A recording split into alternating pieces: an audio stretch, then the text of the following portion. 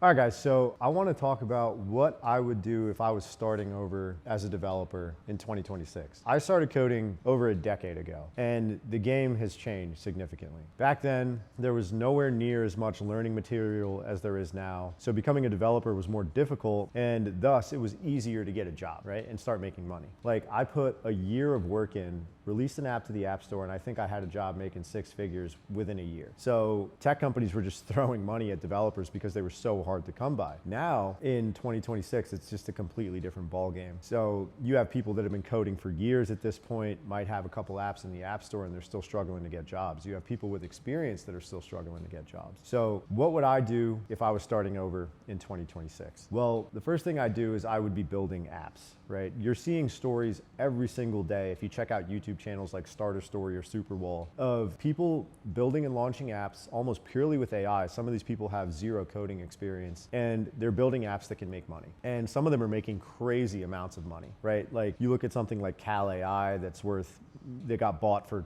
tens of millions of dollars at this point. And stupid apps like screen blockers that force you to do push-ups before you can start using Instagram are making 30, 40, 50K a month. So if I was a developer right now, today, I would be focusing purely on building things. And that gives you two advantages. One, it builds your portfolio. So you can show off to potential employers or clients to get contract work that you have apps live in the App Store. And they don't even have to be making money. It doesn't have to be the next Instagram. You just need to get something out in the App Store. And honestly, with tools like Codex, Claude Code, Cursor, whatever it is, you can put something decent together in a matter of weeks at this point. So I would come up with a couple app ideas that I thought were profitable. And you could literally just copy ideas that are already making money. And I would start building that, releasing them to the App Store, baking in a subscription model for revenue generation, and seeing if you can start generating revenue for yourself that way. And people are doing that, like I said, every single day. And the reason that's a twofold advantage is because not only can you build apps to start making you money, but they can help land you contracts. They can help land you actual jobs. And that's essentially what I would be focusing all of my time on in 2026. Obviously,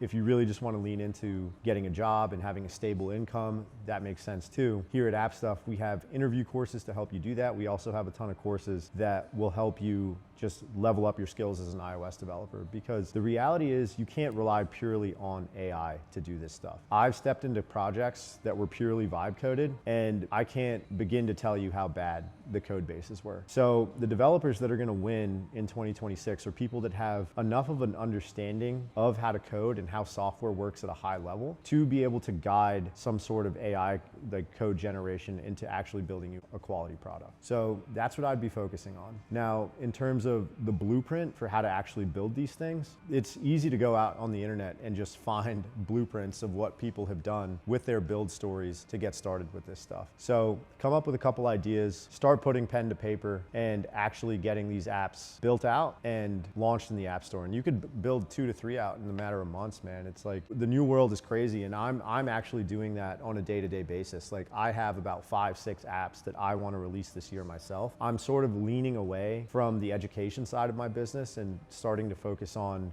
actually building things because it's becoming so easy. For example, I just started an AI company where I'm actually I've already landed contracts helping businesses automate their, processes and reducing overhead with having to hire people by introducing AI. Now, I don't know a lot about AI. I don't know a lot about web development, but I know enough about software engineering to be able to actually start putting these things together. I have this app I'm building for this company, and it's about 20,000 lines of code right now. I didn't write a single one of those lines of code, but I know enough to be able to read the code, read the output that the AI is giving me, and tell it what it's doing wrong and what it's doing well. And because I have that knowledge of 10 years of experience, I'm able to do that and actually put a quality piece of software together. So that's what I'd be leaning into in 2026. And the next thing I would lean into is documenting your journey.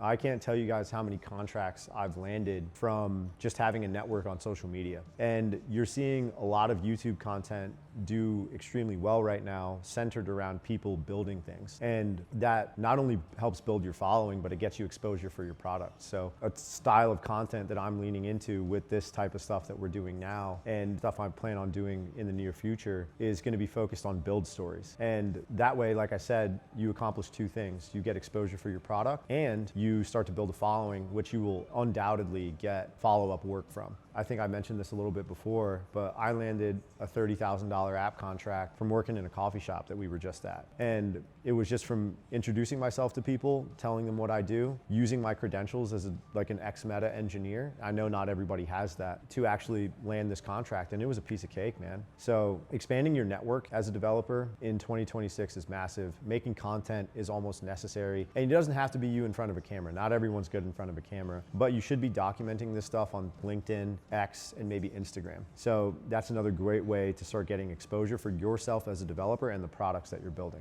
And lastly, guys, I would make sure that you're not just going from tutorial project to tutorial project. You need to focus on building one thing really, really well. So a problem I see with a lot of my students when they send me their resumes for review is that they just have a bunch of like toy projects in their portfolio. And ultimately, that makes people not take you seriously. Like if you have a project that's not completely polished from top to bottom, the UI, the UX, the functionality, what it does, the monetization of it, the marketing behind it, people aren't going to take you seriously. And you just look like another person that treated coding as this sort of hobby, right? If you're really trying to make a living off this stuff, you need to treat yourself like a professional. Compare yourself to an athlete. Are you a hobbyist or are you actually trying to go pro at this? It's the same type of concept. If you look at the guy who just plays soccer or softball on the weekends, he's not that good. People don't take him seriously to actually do this for a living. But if you look at the guy who's making sure that he's on his diet, training every day, taking it seriously, and actually moving towards an end goal of trying to make money at this thing, that's the guy who's going to beat you out. So there's a difference between being a hobbyist and actually going pro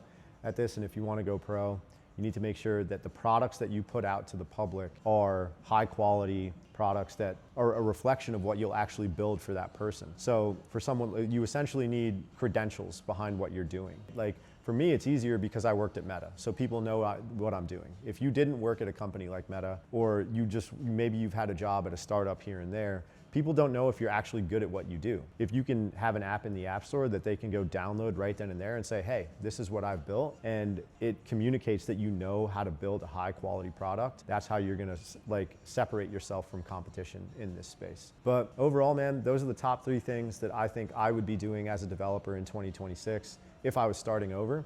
These are actually things that I do in my day-to-day life when it comes to building software and making sure that I have recurring revenue from my apps, my education business, and the new clients that I'm trying to acquire with this AI business that I've started. Documenting the journey and taking advantage of social media platforms and making sure that you build high quality products is essentially the advice I'm giving you is what I'm taking myself. That's what I'm currently doing right now as a developer with over 10 years of experience. And I have the credentials of working at Meta and stuff. So I don't even really need to do all this, but it just gives me an advantage over people that aren't. So if you guys want more content like this, make sure you like and subscribe to the channel. We're gonna be bringing you stuff like this probably once or twice a month. Comment below with what you wanna see more of. Make sure you follow me on Instagram, links in the description. Thanks for watching this one, guys. We'll see you later.